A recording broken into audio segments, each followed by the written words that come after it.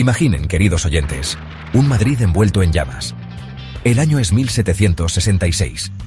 La capital española, orgullosa y vibrante, se convierte en un campo de batalla. El humo oscurece el cielo, y el clamor de la multitud enfurecida, armada con piedras y antorchas, resuena en cada callejón. ¿La razón de este caos? Un sombrero. O bueno, mejor dicho, la falta de él.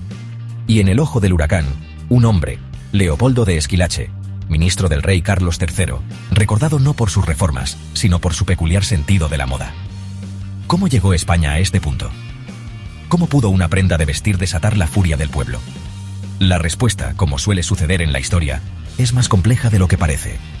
El motín de Esquilache, más que una simple revuelta contra un cambio de vestuario, fue un grito de frustración, una explosión de tensiones sociales y económicas que llevaban años cociéndose a fuego lento.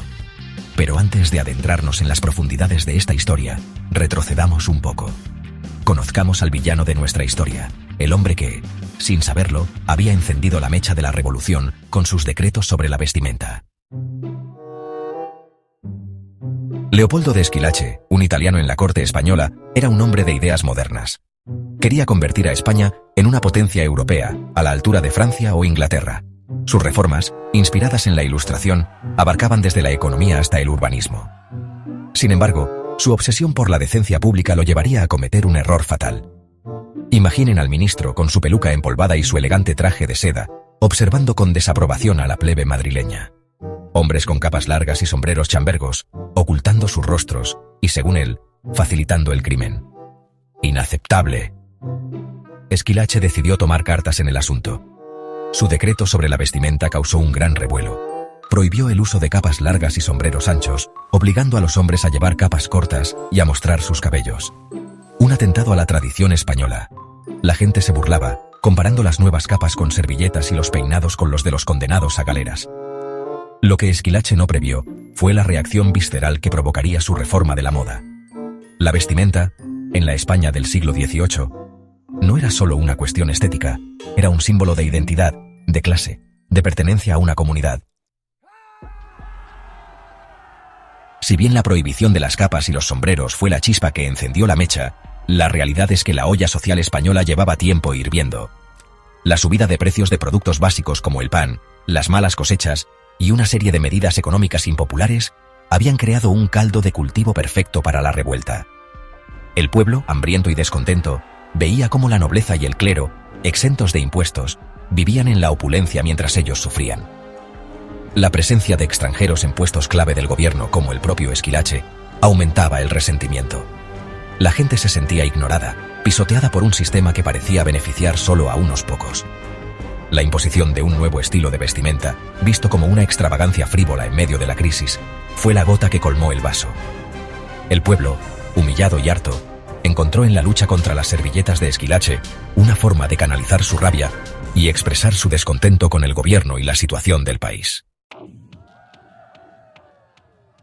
El 23 de marzo de 1766, la tensión acumulada durante meses finalmente estalló. Lo que comenzó como una serie de protestas aisladas en el centro de Madrid, pronto se convirtió en una revuelta multitudinaria. Miles de personas, armadas con palos, piedras e incluso armas de fuego, tomaron las calles al grito de ¡Viva España! Y ¡Muera Esquilache! La muchedumbre, en un frenesí de ira, atacó los símbolos del poder. Se incendiaron edificios gubernamentales, se saquearon las casas de los ministros y se destruyeron farolas, consideradas también una imposición extranjera. La ciudad, sumida en el caos, se convirtió en un campo de batalla entre la furia popular y las fuerzas del orden. El motín, lejos de ser un acto vandálico sin control, tuvo un objetivo claro: derrocar a Esquilache y obligar al rey Carlos III a escuchar las demandas del pueblo. Y en medio de este torbellino, una anécdota curiosa: se dice que el propio rey, disfrazado de plebeyo, salió a las calles para observar de cerca la magnitud de la revuelta. Sección 5. El rey y el pícaro, un disfraz para calmar la tempestad. Imaginen la escena. Carlos III, monarca absoluto de España, embutido en ropas humildes, mezclándose con la multitud enfurecida. La ironía no podría ser mayor. El rey, acostumbrado a la pompa y al boato de la corte, se encontraba ahora cara a cara con la cruda realidad de su pueblo. Cuentan las crónicas que, mientras un grupo de manifestantes se disponía a prender fuego a un edificio, el rey, con una sangre fría admirable, se acercó a ellos y con voz serena les preguntó: ¿qué ganáis con destruir lo que es vuestro? Los alborotadores, sin reconocer al monarca, quedaron descolocados por la pregunta. La respuesta del rey, simple pero efectiva, puso de manifiesto la contradicción del motín. La violencia, si bien era una forma de expresión de la frustración popular, no conducía a ninguna solución. Carlos III, consciente de la gravedad de la situación, comprendió que debía actuar con rapidez para evitar que la situación se le escapara de las manos. Más allá de las capas, las verdaderas razones de la rebelión. El motín de Esquilache no fue una simple revuelta de las capas, como algunos la han simplificado. Fue la explosión de un descontento popular mucho más profundo, alimentado por la desigualdad social, la crisis económica y la falta de libertades.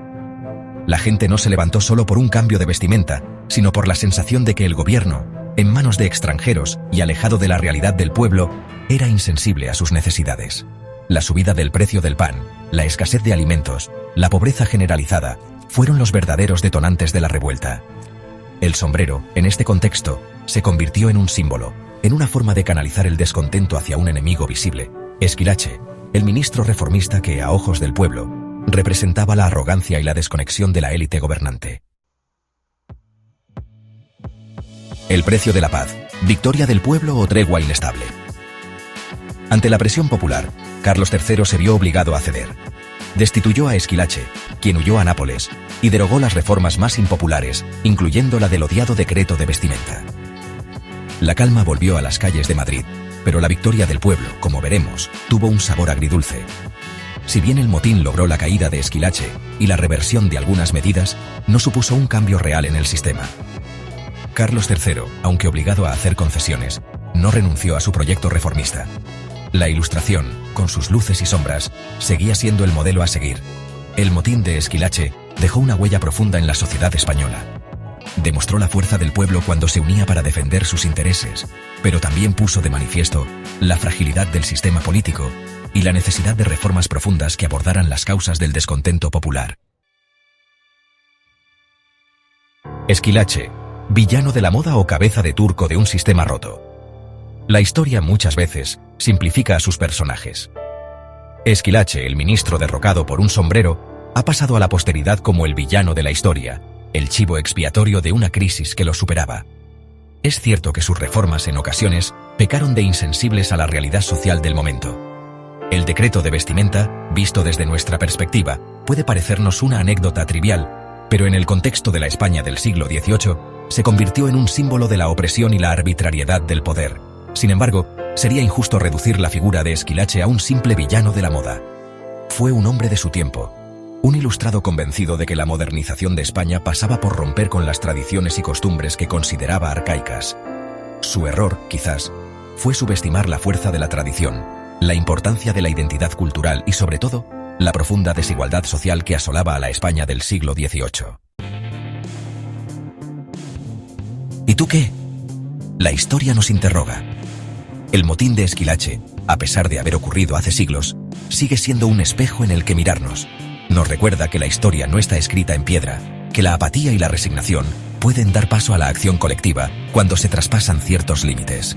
Nos habla del poder de los símbolos, de cómo una prenda de vestir puede convertirse en la chispa que enciende la llama de la revolución cuando representa algo más profundo, cuando encarna el descontento y la frustración de un pueblo. Pero sobre todo, nos invita a reflexionar. ¿Qué haríamos nosotros en una situación similar? ¿Nos mantendríamos al margen, observando con resignación cómo el mundo que nos rodea se desmorona, o alzaríamos la voz, luchando por un futuro más justo? Aunque eso implique desafiar las normas establecidas. Cuéntame en los comentarios. Gracias por ver el video, no olvides dar un like y suscribirte. Sin embargo, este no fue el único mandato extraño que se ha puesto en España. Aquí hay varios reyes locos que han hecho prohibiciones y han usado su poder de manera curiosa. Sigue mirando en el siguiente video.